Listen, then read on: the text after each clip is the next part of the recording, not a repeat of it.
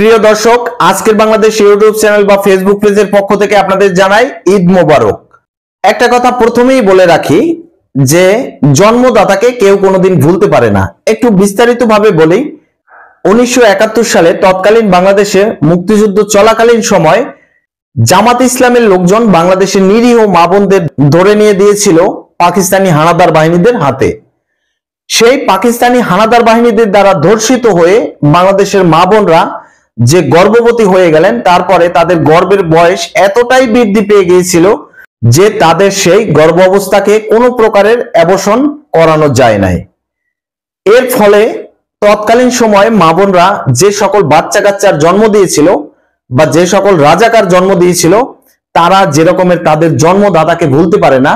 জন্মদাতা মানে সেই পশ্চিম পাকিস্তানের লোকজন বা পাকিস্তানি যেই একটা ব্লাড তাদের শরীরে বইছে, সেটাকে যেরকমের ভুলতে পারে না, সেরকমেরই বাংলাদেশের জন্মদাতা আওয়ামী লীগকে বাংলাদেশের মানুষ ভুলতে পারছে না। কিভাবে ভুলবে? যেই বাংলাদেশের জন্ম দিয়েছে আওয়ামী লীগ, বাংলাদেশের জন্মের আগের দল এবং বাংলাদেশের স্বাধীনতা যুদ্ধের সাথে ওতপ্রোতভাবে জড়িত এই আওয়ামী লীগ, তাহলে আওয়ামী লীগকে কিভাবে বাংলাদেশের জনগণ ভুলে যাবে? এবং যে রকমের সেই যে পশ্চিম পাকিস্তানের হানাদার বাহিনী দ্বারা ধর্ষিত হয়ে বাংলাদেশের মা বোনরা যে সকল রাজাকারের জন্ম দিলেন, তারা যেভাবে তাদের শরীরে সেই রাজাকারের ব্লাড বইছে, পাকিস্তানের আত্মা নিয়ে জন্মগ্রহণ করছেন তারা, পাকিস্তানকে যেভাবে তারা ভুলতে পারছেন না, বাংলাদেশের জনগণ যারা পাকিস্তানের শাসন শোষণের হাত থেকে রক্ষা পেয়ে বর্তমান বাংলাদেশে বসবাস করছে এবং বাংলাদেশের মুক্তিযুদ্ধের চেতনাকে হৃদয়ে লালন করছেন, আওয়ামী লীগকে অন্তর থেকে ভালোবাসেন, তারা কিভাবে ভুলে যাবে এই আওয়ামী লীগকে? আওয়ামী লীগকে হয়তো অন্তর্বর্তীকালীন সরকার বা এই রাজাকার জনগোষ্ঠীরা নিষিদ্ধ করতে পারছে, কিন্তু তাদেরকে দমিয়ে রাখা যায় নাই। কথা কেন বললাম? কারণ বাংলাদেশের রাস্তাঘাটে বা রাজপথে গ্রামগঞ্জে সব জায়গায় আওয়ামী লীগের কার্যক্রম চলমান অবস্থায় আছে। কথা আমি বলতে বাধ্য হচ্ছি, কারণ হচ্ছে যে আপনি যদি একটা পোস্ট করে কেউ ফেসবুকে বা ইউটিউবে, তাহলে আপনি ধরে নিতে পারেন যে এগুলো আগের ভিডিও, মিছিল, মিটিং এর। কিন্তু যদি আপনি কোনো লাইভ দেখেন, তাহলে লাইভ কিন্তু ভাই আগের কোনো ভিডিও দ্বারা করা যায় না। কিভাবে এই লাইভ করতেছে? যে সকল লাইভ সাধারণত ফেসবুকে বেশি দেখা যায় যে এক একজনের ব্যক্তিগত এক একটা ফেসবুক প্রোফাইল থেকে লাইভ করতেছে, কি আওয়ামী লীগের সপক্ষে মিছিল করতেছে। শেখ হাসিনা আসবে, বাংলাদেশ আসবে, শেখ হাসিনা সরকার বারবার দরকার, জয় বাংলা, জয় বঙ্গবন্ধু, এই সকল লাইভ টেলিকাস্ট চলছে ম্যাক্সিমাম সময় ফেসবুকে। প্রতিদিন অন্তত 1 থেকে 150 লাইভ ফেসবুকে ঢুকলে দেখা যায়। তাহলে আপনি কিভাবে আওয়ামী লীগকে নিষিদ্ধ করবেন? কারণ জন্মদাতাকে কেউ কোনোদিন ভুলতে পারে না। এই সকল রাজাকাররা যেরকমের তাদের জন্মদাতা সেই পাকিস্তানি হানাদার বাহিনীদের ভুলতে পারছেন না, তাদের ব্লাড তাদের শরীরে বইতেছে, সেরকমের বাংলাদেশের জনগণ যারা পাকিস্তানের শাসন শোষণের হাত থেকে রক্ষা পেয়ে স্বাধীন বাংলাদেশে বসবাস করছে, তাদেরকে ভুলতে পারছে না। কিভাবে ভুলে যাবে সেই মুক্তিযোদ্ধার মহানায়ক বঙ্গবন্ধু শেখ মুজিবুর রহমানকে? কিভাবে ভুলে যাবে বাংলাদেশের জনগণ বাংলাদেশের সেই স্বাধীনতা এনে দেয়া বা বাংলাদেশকে একটি স্বাধীন মানচিত্র এনে দেয়া সেই আওয়ামী লীগকে? হ্যাঁ প্রিয় দর্শক, আজকের ভিডিওতে বিস্তারিতভাবে আলোচনা করব আওয়ামী লীগ কিভাবে ফিরে আসবে এবং বাংলাদেশের জনগণ যে তাদের হৃদয় থেকে আওয়ামী লীগকে ভালোবাসে তার প্রেক্ষাপট নিয়ে। ভিডিওটি ধৈর্য ধরে শেষ পর্যন্ত কন্টিনিউ করুন এবং শেষ পর্যন্ত দেখার পরে যদি আমার ভিডিওটি আপনার কাছে ভালো লাগে, তাহলে অবশ্যই চ্যানেলটি সাবস্ক্রাইব করে ভিডিওটিতে একটি লাইক দিবেন এবং কমেন্ট করে আপনার মূল্যবান মতামত জানিয়ে যাবেন। তো চলুন দর্শক, বাংলাদেশকে একটি স্বাধীন মানচিত্র এনে দেয়া, বাংলাদেশকে স্বাধীনতা এনে দেয়া এবং বাঙালি জাতিকে বাংলা ভাষা এনে দেয়া সেই আওয়ামী লীগকে নিয়ে কথা বলবো আজকের বাংলাদেশ ইউটিউব চ্যানেল তথা ফেসবুক পেজের নিয়মিত আয়োজনে। থাকুন আমাদের সাথেই।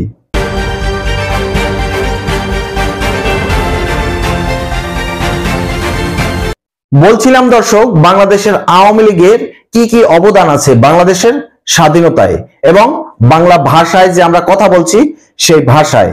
তো চলুন তাহলে চলে যাই সে পিছনের প্রেক্ষাপটে।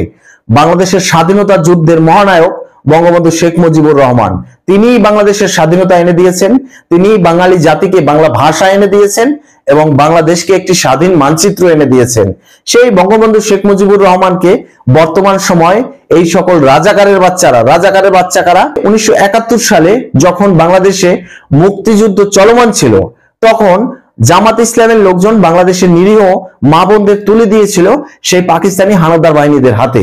এখন পাকিস্তানি হানাদার বাহিনী দ্বারা ধর্ষিত হয়ে বাংলাদেশের মা বোনরা তখন যে গর্ভবতী হয়ে গিয়েছিল এবং তাদের গর্ভের বয়স এতটাই বৃদ্ধি হয়ে গিয়েছিল যে তাদের আর গর্ভ অবস্থা থেকে অ্যাবর্শন করানো যায় নাই, এবং তারা যে সকল বাচ্চা কাচ্চা জন্ম দিলেন তারাই হচ্ছে রাজাকার। এবং সেই রাজাকাররা বর্তমান সময় বংশ বিস্তার করে তাদের বাচ্চা কাচ্চা এবং তাদের বাচ্চা কাচ্চা এ থেকে রাজাকারের বাচ্চা, রাজাকারের নাতি, 3 শ্রেণীতে বর্তমান সময় রাজাকারী ডালপালা বংশ বিস্তার করেছেন।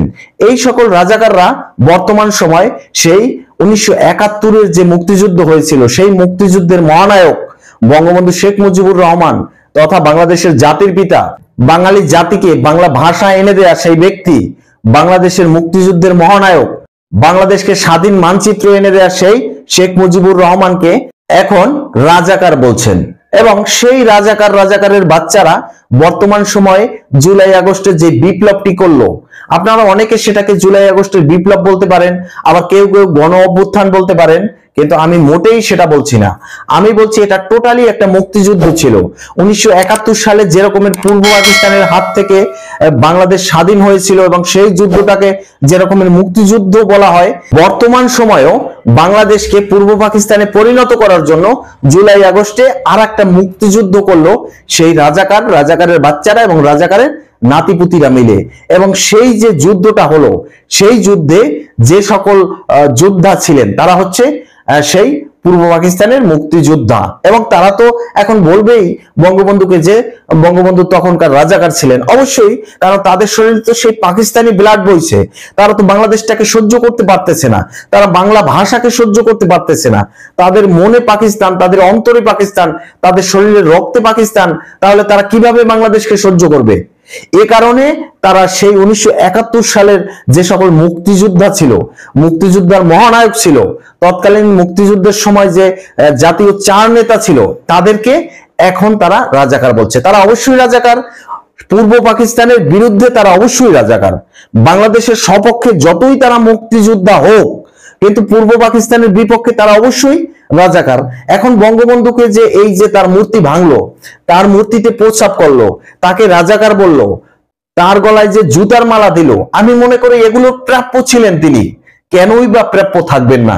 কারণ বাংলাদেশ স্বাধীন হওয়ার পরে যদি তিনি এই রাজাকারের বংশ শেষ করে দিতেন, বাংলাদেশ স্বাধীন হওয়ার পরে শান্তি বাহিনী দ্বারা রাজাকারদের ব্রাশ ফায়ার করে একদম মেরে ফেলতো, বাংলাদেশের সেই সকল রাজাকার বাচ্চা অন্য কোনো দেশে দিয়ে দিত, তাহলে বাংলাদেশে এই রাজাকারদের কোনো অস্তিত্ব থাকতো না। এবং তাহলে তাকে নিয়ে এ ধরনের যে লাঞ্ছনা এটা পেতে হতো না। তার মূর্তিতে কেউ প্রস্রাব করতো না, তার গলায় কেউ জুতার মালাও দিত না, তার মূর্তি বা তার ভাস্কর্য কেউ ভেঙেও ফেলতো না।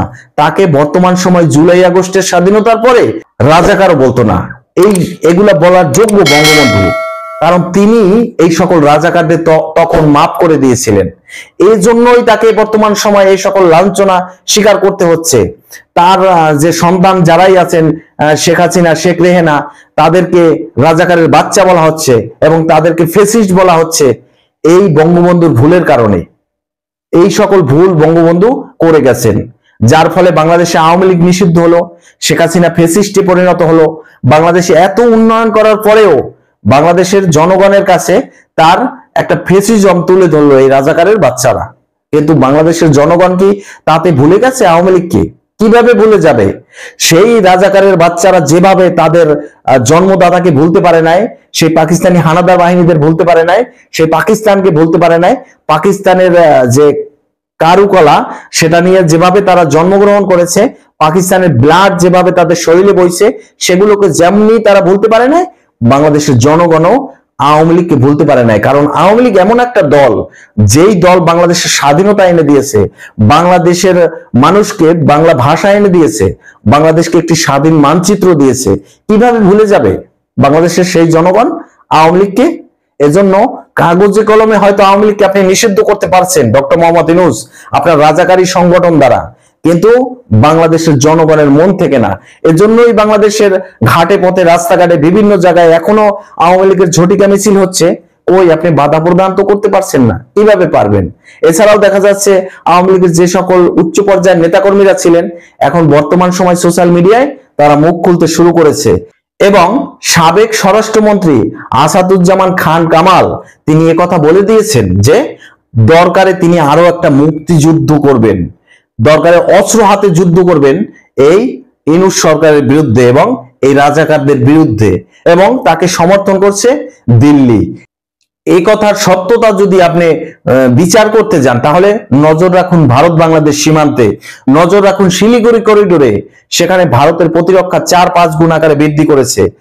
ভারী ভারী ব্যালিস্টিক ক্ষেপণাস্ত্র মোতায়েন করেছেন, যুদ্ধ বিমান মোতায়েন করেছেন, রাশিয়ার S-400 যুদ্ধ বিমান মোতায়েন করেছেন, রাফায়েল যুদ্ধ বিমান মোতায়েন করেছেন এবং সকল প্রকার যুদ্ধের সরঞ্জামাদি সেই সকল ভারত বাংলাদেশ সীমান্তে এনে মজুত করে রেখেছেন। যে কোনো সময় আবার বাংলাদেশে আরেকটি যুদ্ধ শুরু হয়ে যাবে, যেই যুদ্ধে ভারতের শান্তি বাহিনী 1971-এর মতন প্রবেশ করে এই রাজাকারদের ধ্বংস করে দেবেন। কারণ এই রাজাকাররা স্বাধীন বাংলাদেশের বুকে দাঁড়িয়ে বাংলাদেশের জাতীয় সঙ্গীতে বাধা প্রদান করছেন।